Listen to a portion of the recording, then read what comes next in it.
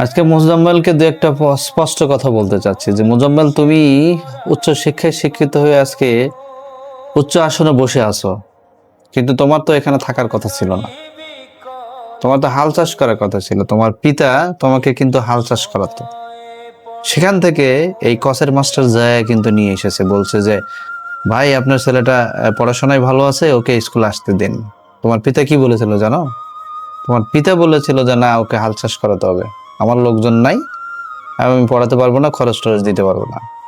কিন্তু এই কসের মাস্টার কিন্তু বলেছিল যে কোনো খরচ লাগবে না, ওর যাবতীয় খরচ কিন্তু আমরা দেব, স্কুল প্রতিষ্ঠান থেকে দেবো, এই হাই স্কুল থেকে দেওয়া হয়েছে।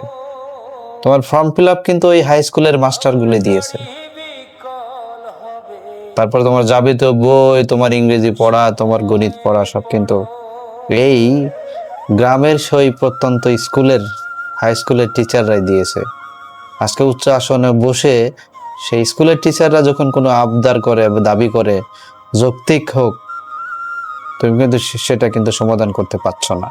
মুজাম্মেল, এটা মনে রাখো, এটা চিন্তা করে দেখো যে তুমি কি বলছো আর কি করছো। আর হিসাব করো, অতীতকে ভুলে যেও না। অতীত ভুলে গেলে বর্তমান কিছু কিন্তু থাকে না। ইতিহাস কিন্তু বারবার ফিরে আসে। যৌক্তিক কারণ হলে অবশ্যই সেটা মানা উচিত, অথবা কি করলে সে যৌক্তিক দাবিগুলো আদায় হবে সেটা তো বলে দেওয়া উচিত।